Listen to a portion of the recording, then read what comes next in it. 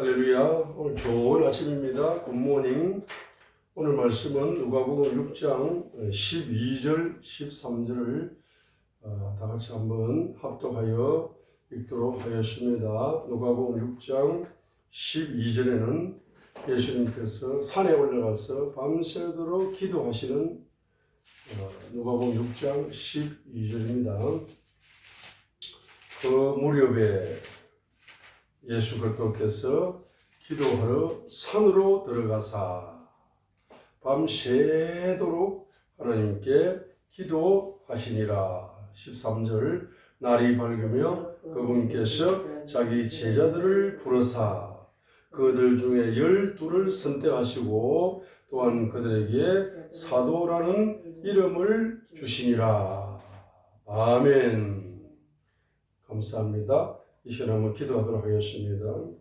주님 감사합니다. 예수님께서 산으로 들어가서 밤새도록 기도하시고 날이 밝으며 예수님께서 자기 제자들을 부르사 그들 중에 12를 선택하시고 또한 그들에게 사도라는 이름을 주심을 감사함을 드립니다.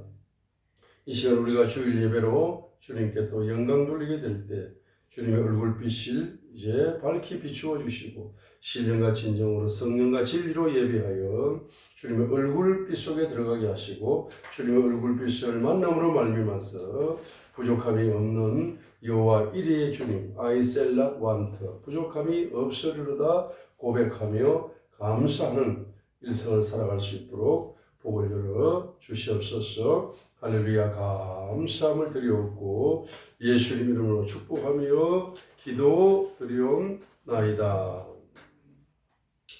아멘. 자, 우리 제자의 종류를 5종류만 예를 들어 보겠습니다. 제자의 종류를 5종류의 예를 들어 보겠습니다. 제목은 항상이야.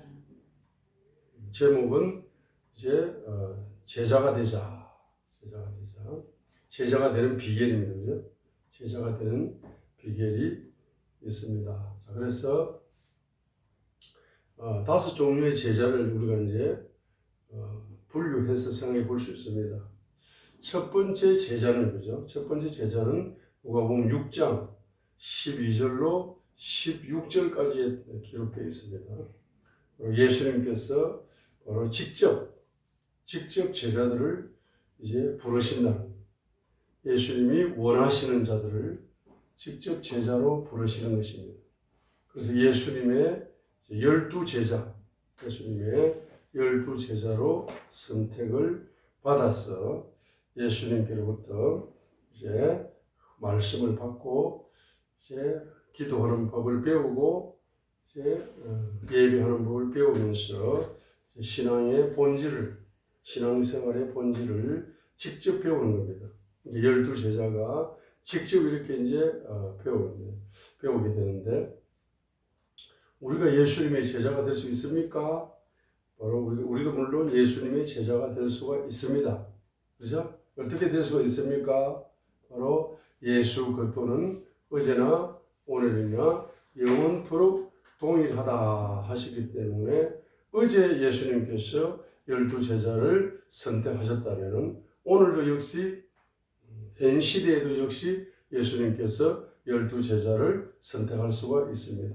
그리고 미래에도 예수님께서 12제자를 선택할 수가 있습니다. 그렇죠? 자, 두 번째는 바로 이제 거기에 누가복음 6장 16절에 보게 되면은 야고보의 형제 유다와 가룟 유다인데 이 가룟 유다가 그는 또한 배신자더라. 누가복음 6장 16절 하반절에 가룟 유다인데 가룟 유다는 또한 배신자더라. 그래서 배신자. 그래서 그 제자 12제자 중에서 가룟 유다만이 스승을 배신했단 말입니다. 스승을 배신했습니다. 그래서 이제 12제자, 12사도의 이제 반열 속에 한 사람이 빠져버렸습니다. 그래서 사도행전 1장 1장 15절부터 26절까지 해서 제비를 뽑았습니다. 제비를 뽑아서 이제 사도행전 2장 15절부터 26절까지 해서 제비를 뽑는 장면이 나오는 겁니다. 지금 사도행전 1장 이제 1절로 이제 8절까지 해서 1절로 8절에서 사도행전 1장 8절을 보시게 되면은 오직 성령께서 너희에게 임하시면은 너희가 권능을 받고 예루살렘과 온 유대와 사마리아의 땅끝까지 나를 위한 증인이 되리라 라고 부활하신 예수님께서 바로 사도행전 1장 8절에 바로 성령을 받아라 하고 이제 성령을 받아서 예수님의 증인이 되라. 오직 성령님께서 너희 임하신 뒤에 권능을 받고 예루살렘과 온 유대와 사마리아 땅끝까지 나를 위한 증인이 되라. 성령 받고 증인이 되라 라고 이렇게 부활하신 예수님께서 말씀하시고 나서 9절로 11절에 특별히 성천하십니다. 예수님께서 성천하십니다. 자, 이것들을 말씀하신 뒤에 그분께서 그들이 보는 동안 들려 올라가신 구름이 그분을 받아들여 그들이 보지 못하게 하더라. 그분께서 올라가실 때 그들이 똑바로 하늘을 바라보고 있는데 오늘 흰옷 입은 두 남자가 그들 곁에 서며 또 그들이 이르되 너희 갈릴리 사람들아 너희가 어찌하여 서서 하늘을 바라보느냐 너희를 떠나 하늘로 들려 올라가신 이 동일한 예수님께서는 너희가 그분께서 하늘로 들어가심을 본 그대로 오시리라 하니라. 예수님께서 성천하셨습니다. 그래서 사도행전 1장 8절의 말씀을 믿고 성령님이 임재하도록 12절로 14절에서 다락방에서 바로 집중적으로 기도합니다. 14절 읽습니다. 이들이 다 여자들과 예수의 어머니 마리아와 그분의 형제들과 함께 한 마음이 되어 그분과 기도와 간구를 계속하더라. 120명이 다락방에서 집중적으로 이제 기도를 계속 할 때까지 성령이 임할 때까지 마가다락방 기도를 멈추지 않고 계속 기도를 하는 겁니다.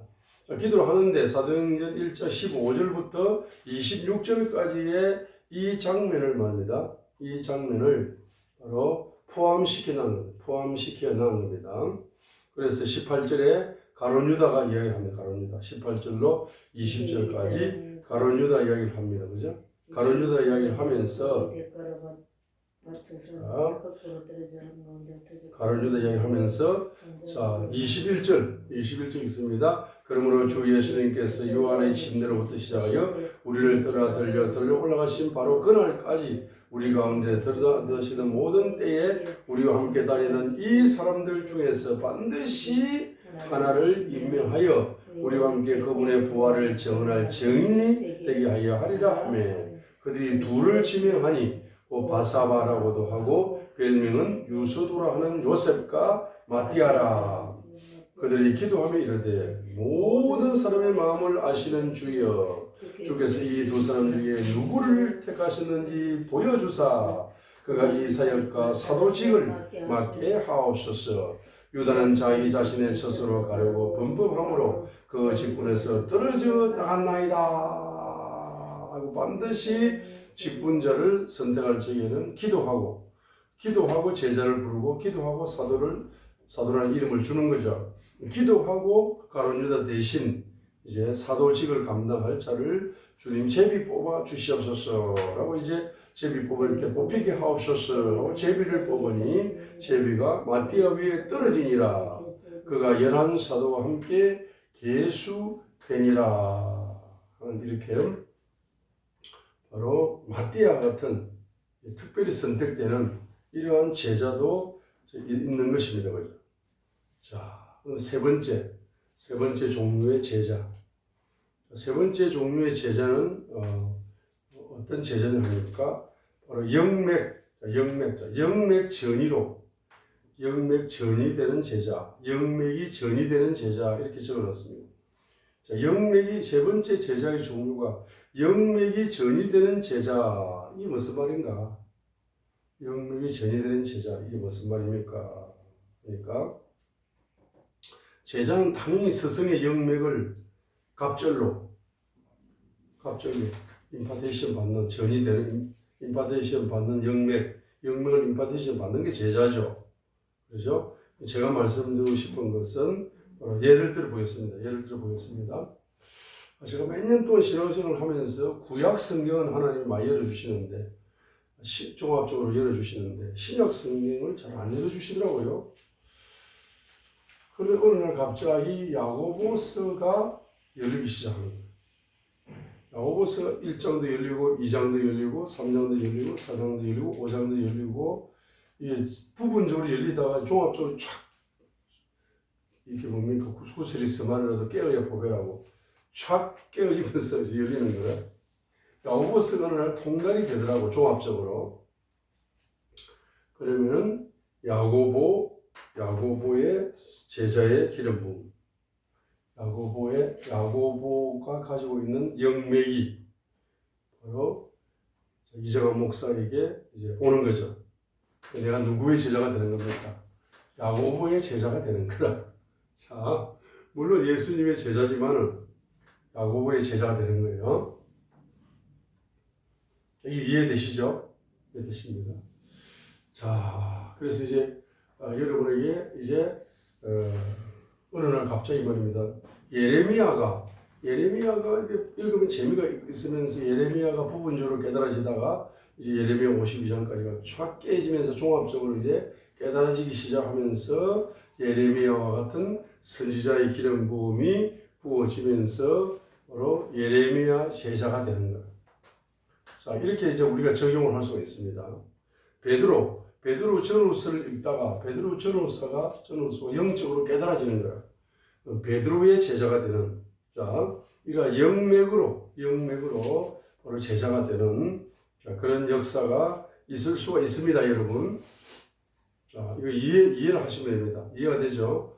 그래서 뭐냐 하니까 반드시 그 제자가 기록한 성경 말씀이 성령의 기름 부음으로 부분적으로 깨달아지다가 종합적으로 깨달아지면은 그 모세 선지자의 색깔이 나에게 영맥으로 전이가 되고 있구나. 예레미야 선지자의 기름 부음이 나에게 전이가 되면서 예레미야와 같은 사역이 열리고 그와 같은 제자 사역이 이제 열리게 되는구나. 예레미야가 막 눈물이 폭포수가 쏟아졌잖아. 예레미야와 같은 선지자의 기름이 부어지게 되면은 예레미야서가 부분적으로 종합적으로 깨달아지다가 나중에는 예레미야 선지자 같은 눈물의 종이 되는 거예요. 예레미야의 제자다, 이렇게 이제 우리가 임시적으로 말할 수가 있습니다. 영맥으로. 그럼 예레미야가 지금 살아있느냐? 예레미야는 천국에서 살아있는 거지 땅에서 살아있는 게 아니지 않습니까?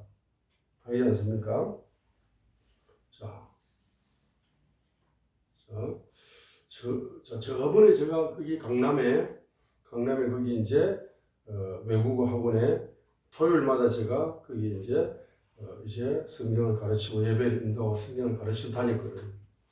근데 이제 그 10시부터 11시부터 하는데, 토요일에 11시부터 하는데 제가 9시에 갔습니다. 9시에 가면은 그 학원 문이 닫혀 있어요, 토요일 날은.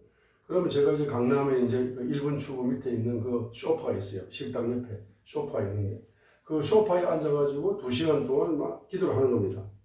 그 시간 동안 기도를 하면서 이제 기도를 하는데, 어느 날 토요일 날 기도를 하는데,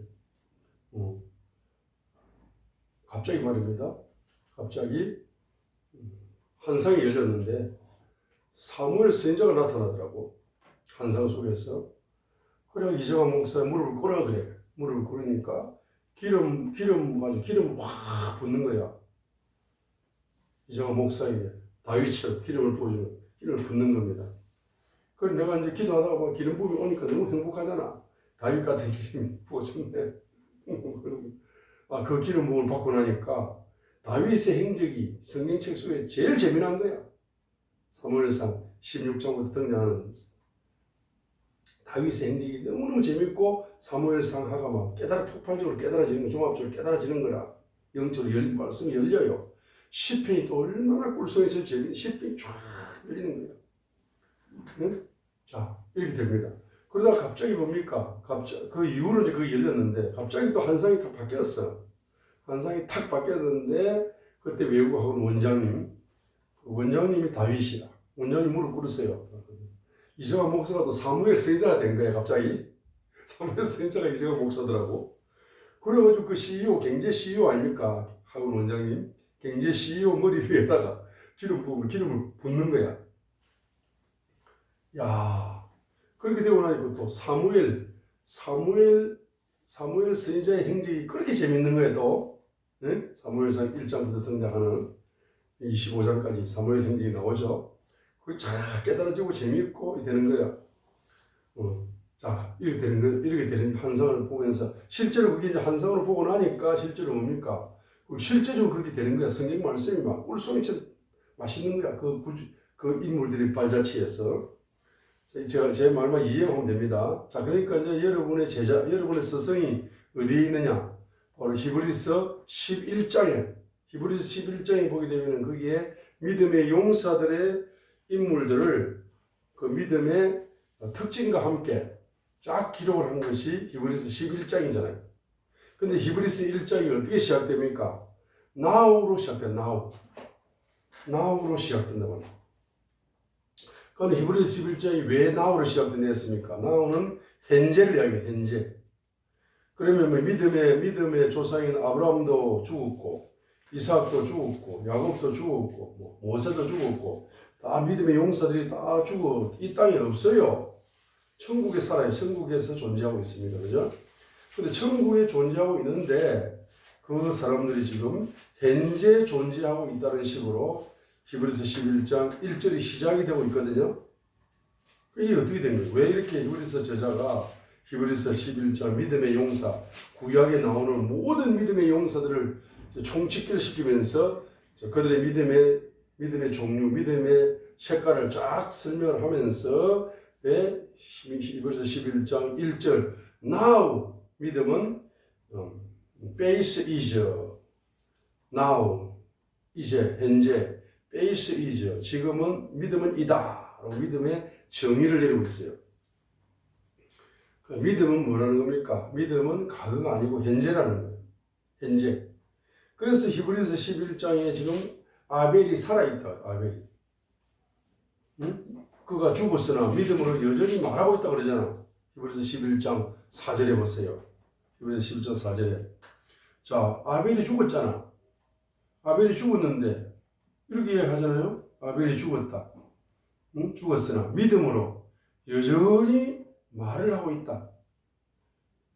그가 죽었으나 그가 by it he being dead yet speak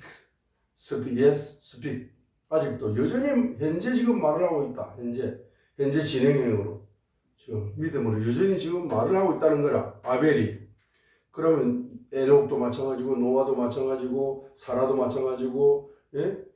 아브라함도 마찬가지고 이삭도 마찬가지고 야곱도 마찬가지고 모세도 마찬가지고 지금 사사들도 마찬가지고 다 뭐하고 있다는 겁니까? 바로 히브리서 11장 4절 하반절에 있는 그가 죽었으나 믿음으로 현재 여전히 말을 하고 있다는 거예요. 살아있다는 거예요. 우리의 스승들은 다 살아있는 거예요. 성경책 속에 살아있다 이런 겁니다.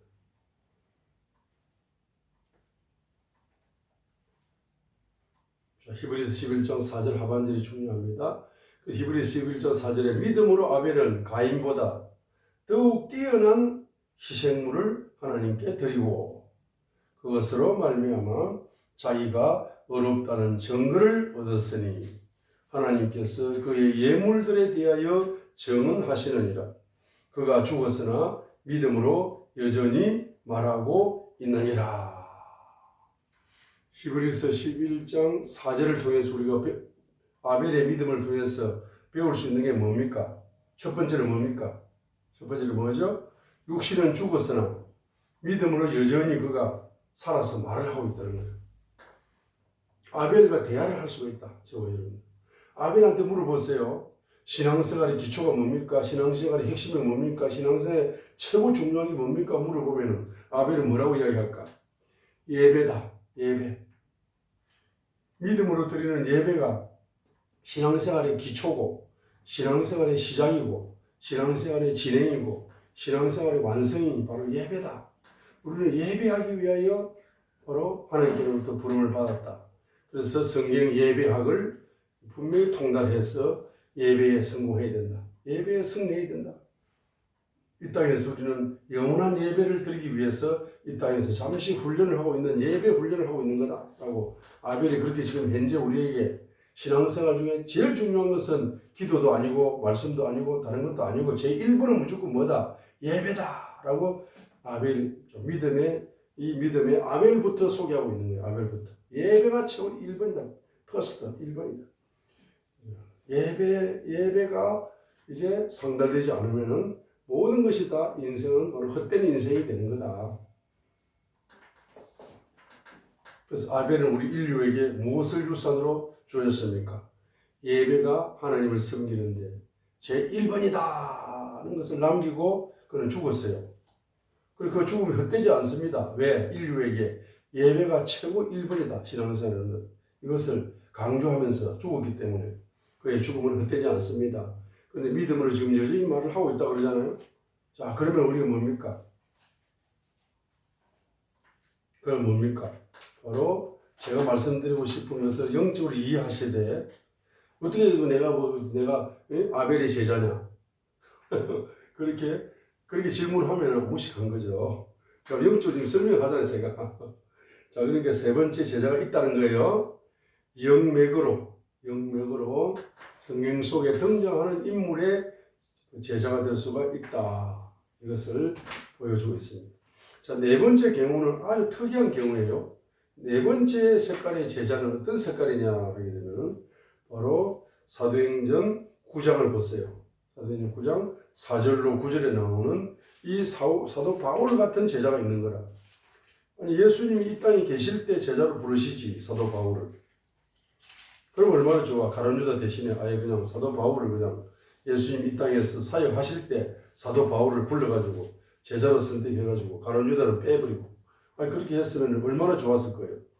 그런데 그렇게 하지 않으시고 예수님은 이미 죽으시고 십자가 고통을 당하시고 인류의 죄를 사하시고 부활하시고 성천하셔가지고 이 땅에 예수님을 볼 수가 없는데, 예수님 볼 수 없는 예수님을 환상 속에서 봤다는 거예요. 제자로 선택을 하는 겁니다. 예수님께서 바로 영적으로 오셔가지고 4절에 보세요. 그가 땅에서 하늘에서 빛이 임해서 빛을 타고 오셨어요. 그분의 존재 자체가 빛이죠. 자, 3절부터 보겠습니다. 사울이 길을 가다가 다마스쿠스에 가까이 이르렀을 때에 갑자기 하늘로부터 빛이 나와 그를 둘러 비추더라. 그가 땅에 쓰러져 들으며 한 음성이 있어 그에게 이르되 사울아 사울아 어찌하여 내가 나를 핍박하느냐 하시거늘 그가 이르되 주여 누구십니까 하니 주께서 이르시되 나는 내가 핍박하는 예수라. 가시체를 걷어차기가 내게 고생이라 하시거늘 그가 떨며 놀라 이르되 주여 내가 무엇을 하기 원하시나이까 하면 주께서 그에게 이르되 일어나 도시로 들어가라. 그리하면 내가 반드시 해야 할 일을 듣게 되리라 하시니라. 그와 함께 길을 가던 사람들은 음성만 듣고 아무도 보지 못한 채 말을 못하고 서 있더라. 사울이 땅에서 일어나 눈을 떴으나 아무도 보지 못하므로 그들이 손으로 그를 인도하여 다마스쿠스로 데려가니라. 그가 사흘 동안 보지 못하고 먹지도 마시지도 아니하더라 했어요. 자, 보세요. 여기 중요한 것이 뭡니까? 바로 사도 바울은 예수님을 본 적이 없어요. 그분의 음성을 들은 적도 없습니다. 이 땅에 계실 때 소문만 들었지 직접적으로 본 적도 없습니다. 그죠? 그런데 이제 예수님께서 환상으로 나타나셔서 사울아 사울아 어찌하여 내가 나를 핍박하느냐, 어찌하여 내가 나를 핍박하느냐. 누구를 핍박하고 있었습니까? 1절에 보니까 사울이 주의 제자들을 치려고 여전히 위협과 살기를 내보며 대제사장에 가서 다마스쿠스의 회당들의 가져갈 편지를 그에게 요청하니 이것은 그가 이 길에 속한 사람을 만나면 남자와 여자를 막론하고 그들을 결박하여 예루살렘으로 잡아오려 함이더라 했습니다. 제자들을 핍박하고 믿는 성도들을 핍박했는데 누구를 핍박한다는 겁니까? 예수님을 핍박한다. 그래서 믿음 좋은 목사님을 핍박했는데 예수님을 핍박했다 그러죠. 믿음 좋은 집사님을 핍박했는데 예수님을 핍박한 거로 예수님을 받는 거죠. 자, 그러니까 5절에 보니까 주여 누구십니까? 하니까 주께서 나는 내가 핍박하는 예수라. 예수님을 만나면 예수님께서 직접 뭡니까? 오셔가지고 방문하셔가지고 만나가지고 뭘 합니까? 바로 제자로 선택하시는 사람이거든. 근데 그 예수님을 탁 만나는 순간에 말입니다. 이 사람의 말이 엄청나게 수준 높은 말을 합니다. 6절에 뭡니까? 내가 무엇을 하기 원하시나이까? 이 어마어마한 말이죠. 사도 바울의 영적인 수준입니다. 바로 이제 예수님을 핍박했지만은 그 예수님이 부활하신 예수님께서 그에게 이제 나타나셔가지고 그에게 뭡니까? 예수님께서 방문하셔가지고 그분께 살아계신다는 사실을 이제 알은 거야. 그러니까 말입니다. 그가 바로 무릎을 꿇습니다. 바로 깨어지고 녹아집니다. 그러면서 주여 내가 무엇을 하기 원하십니까? 야, 이 고백이 신앙 고백입니다. 제1번 틀에 나온 사도 바울의 신앙 고백이니까 이 고백이 주여 내가 무엇을 하기 원하십니까? 주여 내가 무엇을 하기 원하십니까? 주님이 원하시는 게 뭡니까? 이런 뜻이죠. 주님이 나에게 원하시는 게 뭡니까? 이 신앙 고백이 사도 바울의 1번 신앙 고백이니까 이 1번 신앙 고백이 어마어마한 신앙 고백이죠. 그러면 바로 주님께서 말입니다. 사도 바울의 뭡니까? 사명을 가르쳐 주지 않고 이 사도 바울에게 뭡니까? 스승을 만나라. 스승을 한 명 준비해 놨다. 너는 그 제자로서 이제 그를 만나라. 그를 만나서 그분의 제자가 되라. 내 제자가 한 명 있는데 아나니아라는 제자가 있는데 그 아나니아는 그 제자를 만나래요. 그래서 10절에 보세요. 아나니아에게 계시를 10절로 15절까지 계시를 열어줍니다. 16절까지. 10절로 15절은 제자 아나니아가 사도 바울에 관한 계시를 받는 겁니다. 10절로 읽겠습니다. 다마스쿠스에 아나니아라는 어떤 제자가 있더라. 주께서 한상 중에서 그에게 이르되 아나니아야 하시거늘 그에게 보소서 주님 내가 여기 있나이다 하며 주께서 그에게 이르시되 일어나 곧은 직가라 하는 곧은 거리로 하는 거리로 갔어 유다의 집에서 사울이라 하는 다소 사람을 찾아가라. 보라 그가 기도하고 있느니라. 그가 한상 중에 아나니아 하는 사람이 들어와 자기에게 안수하여 시력을 받게 하였다는 것을 보았느니라 하니까 그가 한상 중에서 그 도시로 6절에 그 도시로 들어가게 되면 그 도시에 누가 아나니아라는 제자 아나니아가 너를 안수하게 될 것이고 너의 눈이 뚫리게 될 것이고 너에게 네 사명을 가르쳐 줄 거다 하고 계시를 받은 거죠. 사도 바울이. 그러니까 13절 이 아나니아가 응답하되 주여 이 사람에 대해 내가 많은 사람에게 들었는데 그가 예루살렘에서 주의 성도들에게 많은 악을 행하였나이다 하더이다. 여기서도 주의 이름을 부르는 모든 사람을 결박할 권한을 수제사장에서 받았나이다 하니라. 그러나 주께서 그에게 이르시되 내 길로 가라. 그는 이방인들과 왕들과 이스라엘 자손에서 내 이름을 전하기 위해 택한 내 그릇이다. 그가 내 이름으로 인하여 얼마나 큰 일들로 반드시 고난을 겪어야 하는지 내가 그에게 보이리라 하시니 하고 이제 15절이 핵심이죠. 그죠? 내 길로 가라. 그는 뭡니까? 이방인들과 왕들과 이스라엘 자손들 앞에 내 이름을 전하기 위해 택한 나의 그릇이 바로 사도 바울의 사명이에요. 사도 바울의 사명. 그 사도 바울의 사명을 사도 바울이 직접 받지 않고 직접 받으면 얼마나 좋아. 그런데 제자 아나니아를 통해서 전달받는 겁니다. 그죠? 그래서 17절로 19절에 보세요. 아나니아가 자기 길로 가서 그 집에 들어가 그에게 안수하며 이르되 형제 사울아 죽은 내가 올 때 길에서 내게 나타나신 예수님께서 나를 보내사 내가 시력을 받게 하시고 성령님으로 충만하게 되도록 하셨느니라 하면 즉시 그의 눈에서 비늘 같은 것이 떨어지고 그가 곧 시력을 받으니라. 그가 일어나 침례를 받고 음식을 받으며 강건해지니라. 그 뒤 사울이 다마스쿠스에 있던 제자들에게 며칠을 지내며 했습니다. 여기서 이제 아나니아의 사역이 나오는 겁니다. 아나니아의 사역은 뭡니까? 첫 번째는 뭐예요? 사도 바울이 뭐야? 어떤 사명을 받았다는 사실을 하나님께로 받아가지고 사도 바울에게 전달해 주는 거예요. 그죠? 두 번째는 뭡니까? 바로 사도 바울의 눈을 치료해 주는 겁니다. 세 번째는 뭡니까? 성령 충만. 성령 충만을 전이해 주는 겁니다. 네 번째는 뭡니까? 음식을 공급하는 겁니다. 19절. 음식을 공급하는 겁니다. 자, 음식을 공급해서 그래서 아나니아는 누구의 제자가 누구의 스승이 되었다? 사도 바울의 스승이 된 겁니다. 그럼 사도 바울이 이 당시만 해도 사도 바울은 핍박자요. 이 당시만 해도 사도 바울이 기독교 역사상 기독교 역사상 13권 이상의 성경책을 기록할 정도로 이렇게 놀랍도록 쓰임받을 제자가 사도가 될 줄은 아나니아도 몰랐습니다. 아나니아도 몰랐어요. 그죠?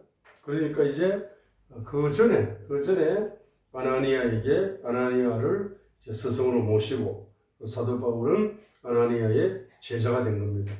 그래서 이제 제자가 되니까 그 사역이 어떤 사역이 됐습니까?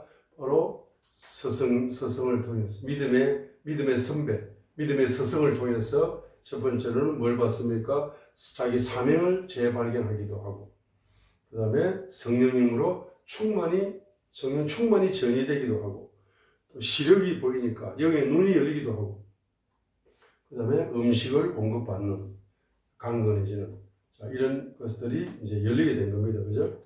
자, 열리게 된 겁니다. 그래서 처음부터 사도가 아니고, 그죠? 뭐로 출발합니까? 처음부터 사도가 아니고 성도로 출발하고 제자로 출발하고 사도로 이렇게 점점점 이렇게 기름 부음이 이제 높아져 가는 겁니다.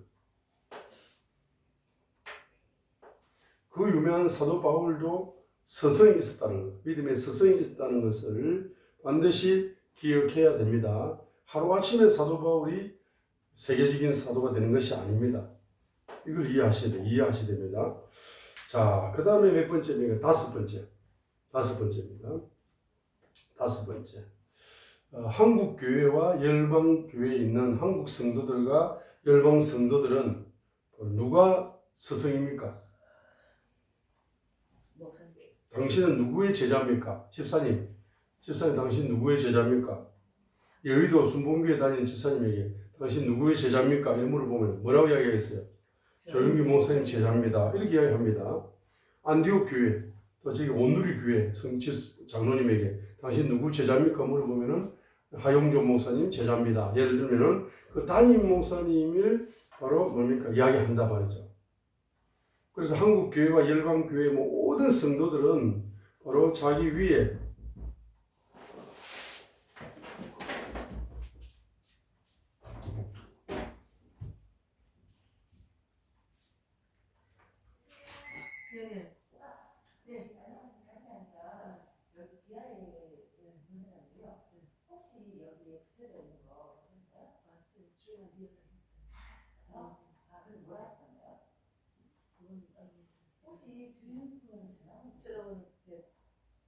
전화번호 나중에 오시고 예배하거든요. 여기도 문자에 붙이고 오세요. 네, 전화번호 붙여주세요.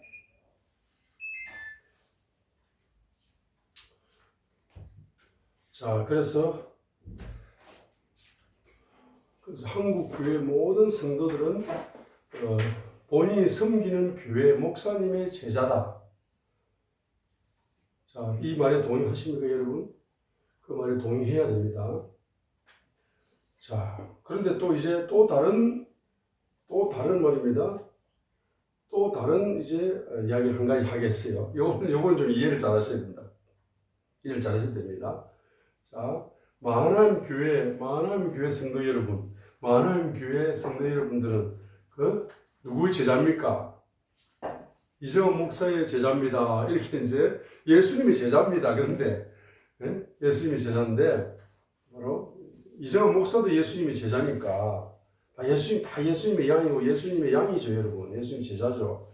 그런데 이제 우리가 그걸 구분하자면은 마하나임 교회의 성도로 집사로 장로로 권사로 다니기 때문에 이제 누구의 제자입니까? 질문하면은 마하나임 교회 담임 목사님인 이정원 목사의 제자입니다. 이렇게 대답을 해야 되겠죠. 그러니까 제자가 되어야 됩니다. 그죠? 돼야 됩니다. 그런데 이제 이정환 목사가 뭡니까? 저기 예? 평일날 저기 가가지고 경제 CEO를 만납니다. 예비 CEO. 예비 CEO 이제 앞으로 이제 큰 손 댈, 지금은 이제 경제적으로 힘들고 어렵지만 앞으로 큰 손을 댈 그러한 경제 CEO, 예비 경제 CEO를 만나가지고 이제 그 사람들을 셀을 만들어 세포죠, 세포. 여의도 순복음 교회식으로 이야기하자면 구역이죠, 구역을 셀로 바꿨잖아, 그죠? 셀입니다. 셀 세포거든. 그래서 거기 이제 그 비즈니스 하는 그 현장에 가가지고 CEO를 딱 데려가 임원들 모아놓고 이제 성경 경제학을 가르친단 말이에요. 그러면 거기에 모이는 인물들을 보니까 여의도 순복음교회 집사도 있고 집사님도 있고 온누리교회 장로님도 있고 네? 있는 겁니다. 그러면 그 사람들이 물어보세요. 당신은 누구의 제자입니까? 물어보면 물론 온누리교회 목사님의 제자이기도 하면서 성경 경제학을 가르치는 이정환 목사님의 제자입니다. 이렇게 특수 목회를 하는 특수 이제 성도가 되는 겁니다. 그죠? 자, 그렇게 할 수가 있다는 걸 이해하셔야 됩니다. 그걸 이해하시겠습니까? 그걸 이해하셔야 됩니다.